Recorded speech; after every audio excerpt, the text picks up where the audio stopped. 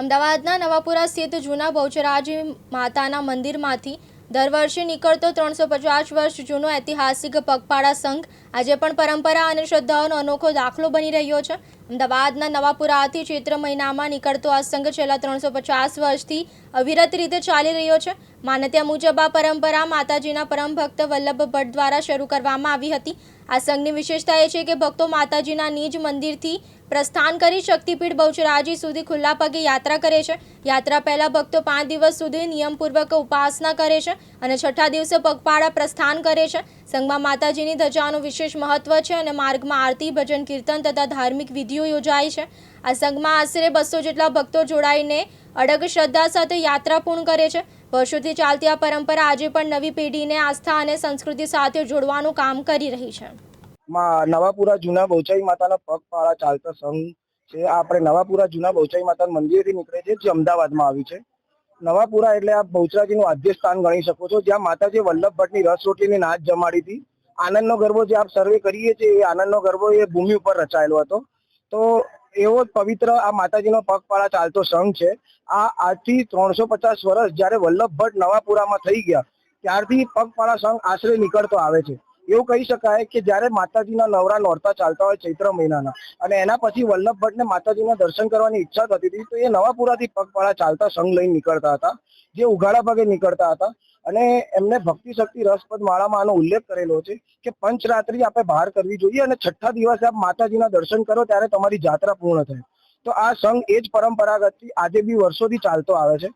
જે માતાજીના આપ નિશાન જોઈ રહ્યા છો, જે ધજા સ્વરૂપે લઈને નીકળે છે, એ ધજા સ્વરૂપે જેટલા બી માતાજીના ધજા ઉચકનારા હોય, એ બધા ઉઘાડા પગે માતાજીના ધજા લઈને નીકળે છે। ચપ્પલ પહેરતા નથી, નિયમોનું અનુસંધાન પાલન કરવું પડે।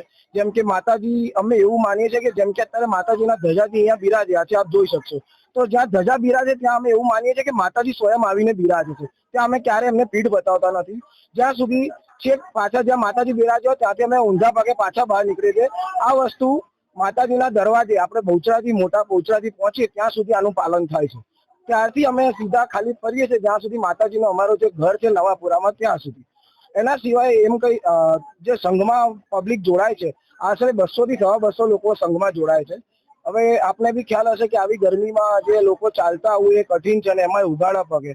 અને આજના જમાનામાં તમે જુઓ તો જે વ્યવસાય અને ધંધો ચાલુ હોય એમાં 6 દાડા લોકોએ કાઢવા એ કઠિન છે। તો બી આજે માતાજીના ભક્તો જે વર્ષોથી ચાલતા આવતા છે, એ બધા જોડાય છે એમાં। તો આમાં આપ એમ કહી શકો છો કે માતાજીનું આદ્ય સ્વરૂપ, આદ્ય સ્થાન જે છે નવાપુરા જૂના બહુચરાજી, ત્યાંથી મોટા બહુચરાજી જે શક્તિપીઠ છે, આ બે મંદિરોનું મિલન છે માતાજીનું, કે આદ્ય સ્થાનથી એ બહુચરાજી જાય છે।